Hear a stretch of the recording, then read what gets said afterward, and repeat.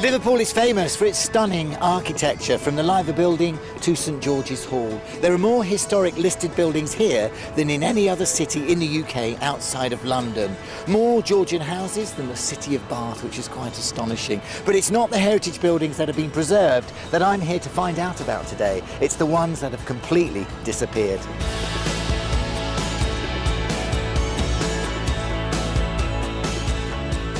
It's both very fitting and a little bit ironic that the clues to Liverpool's lost buildings would be housed in one of the city's newest constructions.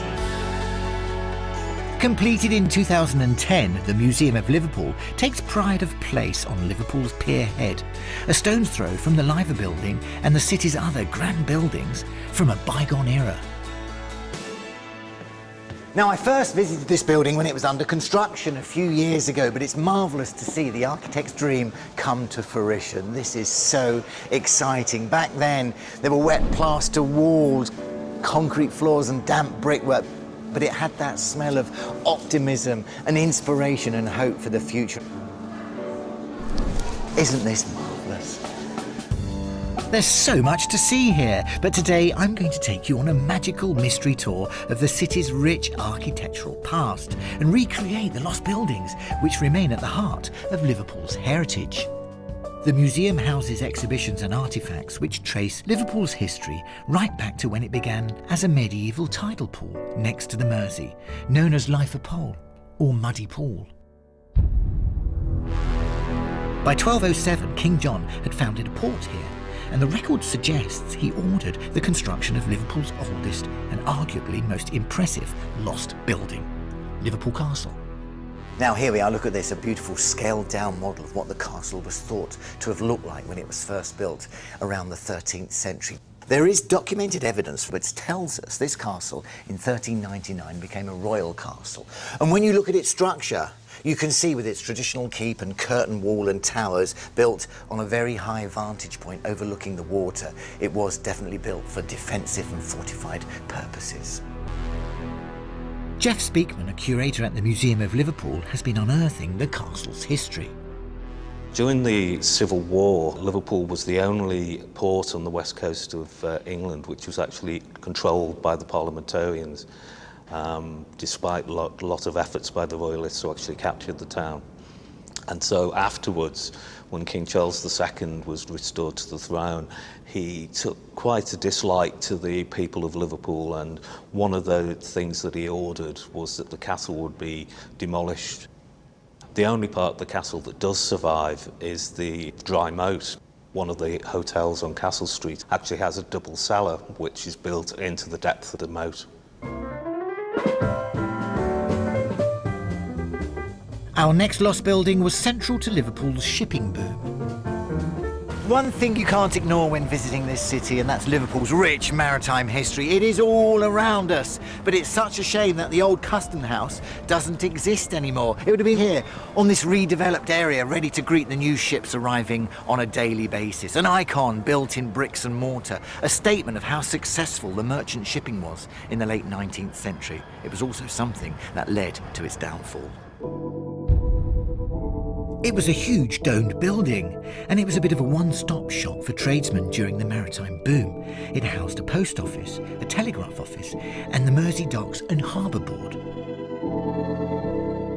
But in 1941, during the May Blitz that battered Liverpool, German bombs destroyed the beautiful dome and gutted its interior.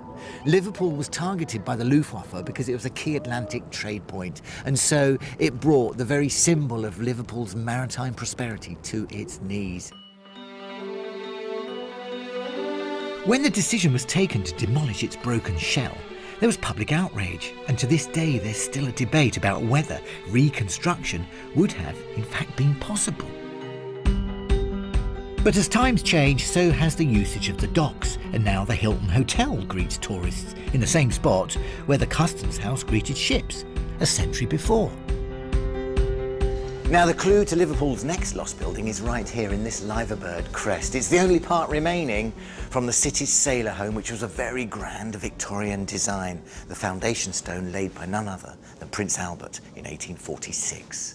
And it's thought the visiting sailors needed protection from the dishonest lodging houses, eager to take money from the men who'd been away at sea for many weeks on end and who'd just been paid. So the first sailors' home was built in London in 1835, and Liverpool quickly followed suit.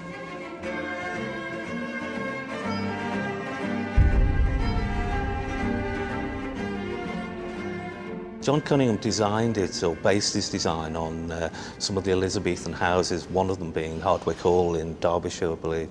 Very sort of ornate building with towers at the front and a fantastic gate and ornamental stonework above the main entrance. The interior of the sailor's home was designed to very much mirror the idea of a ship. The central courtyard was open to the glass ceiling and created this atrium with colonnades on either side. And each of the rooms was designed to look like a cabin on board a ship. But when you actually see the interior, you realise it almost looked like a prison in many respects. The sailors' home was over 100 years old. By the 1960s, the number of sailors actually staying in the building was dropping considerably, and it was demolished in 1974. It was actually redeveloped in the last 5 years when a large department store was built on the site.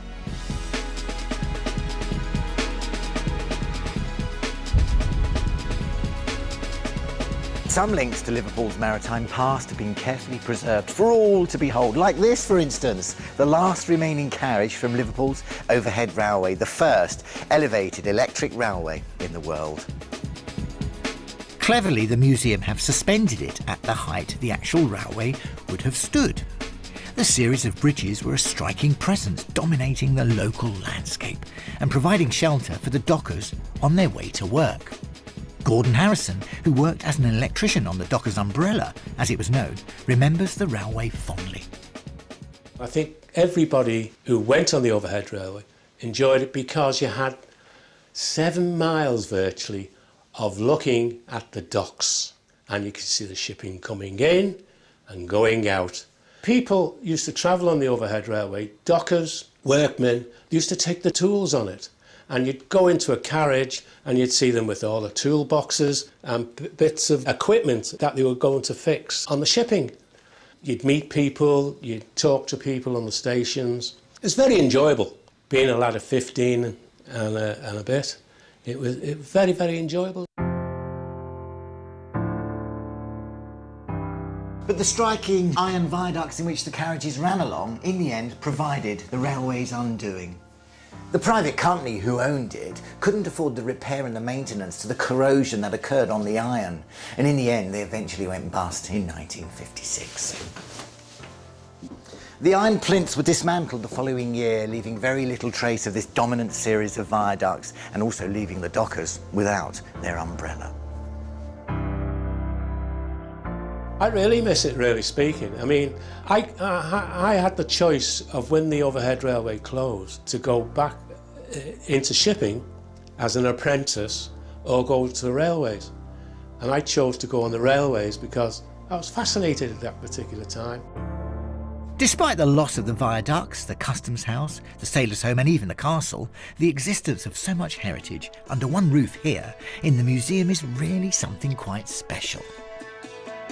Now, if you're thinking of visiting Liverpool, the first thing I recommend you do is have a wander around this museum because it's absolutely marvellous. You can really learn a lot about the city. And then when you journey into the city itself and wander around, you might just get a very different view of what once graced the city's skyline. I'm convinced Liverpool has some of the greatest historic architecture in the world, even if it's not all still standing.